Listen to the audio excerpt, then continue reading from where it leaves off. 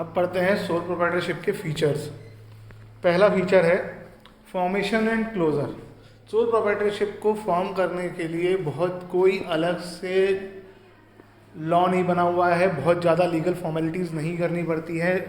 जब भी आपको जिसको ओनर को जब भी बिजनेस स्टार्ट करना होता है वो कर सकता है, बस थोड़ी बहुत फॉर्मेलिटीज़ चाहिए होती हैं। अगर लाइसेंस की रिक्वायरमेंट है तो वो पूरी करनी पड़ती है, और बिज़नेस को जब चाहे आप बंद कर सकते हो बिना किसी के इंटरफेरेंस के। जब चाहे आप बिज़नेस को स्टार्ट कर सकते हो, जब चाहे बंद कर सकते हो।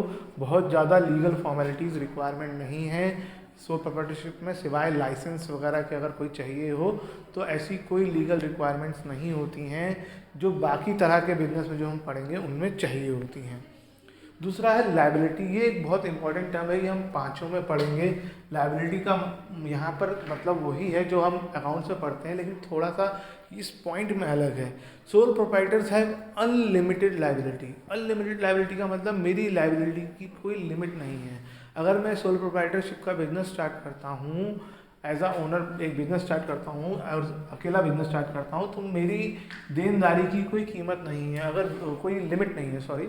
अगर बिजनेस बंद होने लगता है बहुत लॉसेस की वजह से, और इतने लॉसेस हो जाते हैं कि मेरे पास बिजनेस में इतने एसेट्स ही नहीं है कि मैं अपनी लायबिलिटीज़ पे कर सकूं, तो मुझे अपने घर से भी सामान लाना पड़ेगा अपने बिजनेस की लायबिलिटीज़ पे करने के लिए। मैं ये नहीं कह सकता हूं कि वो तो बिजनेस की लायबिलिटी है, मैं क्यों पे करूं। बिजनेस यहाँ पर बिजनेस को और ओनर को एक ही चीज़ माना जाता है। This implies that the owner is personally responsible for of debts का मतलब उधार, in case the assets of the business are not sufficient to meet all the debts। तो उसको ऐसे में घर से भी सामान लाना पड़ सकता है। ऐसा सभी बिजनेस में नहीं होता है, कुछ बिजनेस ऐसे भी हैं जिसमें आपको आप बिजनेस के एसेट से ही बिजनेस की लायबिलिटी पे करनी है, आपके पर्सनल एसेट को इस्तेमाल नहीं किया जाएगा। ऐसे में बोला जाएगा लिमिटेड लायबिलिटी, लेकिन फिलहाल सोल प्रोप्राइटरशिप में अनलिमिटेड लायबिलिटी होती है। नेक्स्ट है sole risk bearer and profit recipient.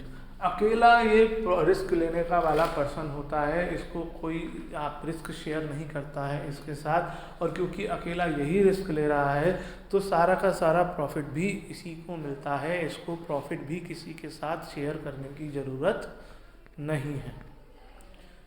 Control, business का सारा कंट्रोल ओनर के पास रहता है, वो कंट्रोल किसी के साथ बांटता नहीं है, सारे डिसीजन उसे अकेले लेने होते हैं, किसी के भी इंटरफेरेंस के बगैर वो सारे काम करता है।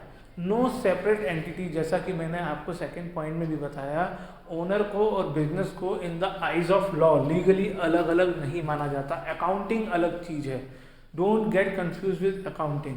अकाउंटिंग का मैटर अलग है, यहाँ पर जो है हम अलग अलग बिल्कुल नहीं मानते हैं। लीगल पॉइंट ऑफ व्यू से ओनर और बिजनेस एक ही माना जाता है, अलग अलग नहीं माना जाता है। यानी अगर कोई केस बिजनेस पे होगा तो ओनर पे किया गया है, ओनर पे होगा तो बिजनेस पे किया गया है।